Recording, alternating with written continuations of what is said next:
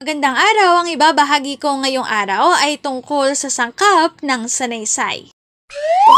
Magbasa, makinig, matuto at magsaya. Ako si Binibining Menya. Handa na ba kayo? Tara na, umpisa na nating isa-isahin at pirapirasuhin ang mga detalyeng nakapaloob dito. Tulad ng binanggit ko kanina, ang ibabahagi ko ngayong araw ay tungkol sa sangkap ng sanaysay. Unang sangkap ay paksa. Ang paksang pag-uusapan sa sanaysay, ito ay ang sentro ng pagsulat. Ang ikalawa naman ay layunin. Ito ang hangarin ng manunulat sa pagsusulat ng sanaysay, kung ano ang kanyang nais iparating sa mga mambabasa. Simula. Ang bahagi ng sanaysay kung saan ipinakikilala ng manunulat ang kanyang paksa at layunin, at kung paano niya ito susulatin.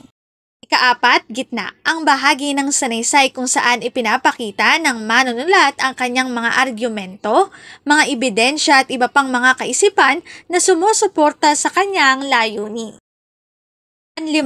Wakas. Ang bahagi ng sanaysay kung saan nagbibigay ng kasagutan o konklusyon ng manunulat sa kanyang mga argumento at kaisipan. Dito rin nakapaloob ang kanyang mga huling mensahe sa kanyang mga mambabasa. 6. Estilo. Ito ay tumutukoy sa mga paraan ng pagpapahayag ng manunulat ng kanyang mga kaisipan. Ito ay maaaring magpakita ng kanyang bokabularyo, grammar, pagpapahalaga sa wikang ginagamit at iba pa. 7. Boses. Ang uri ng pananalita na ginagamit ng manunulat, ang kanyang personalidad at kung paano niya hawakan ang kanyang paksa ay nagpapakita ng kanyang boses sa sanaysay.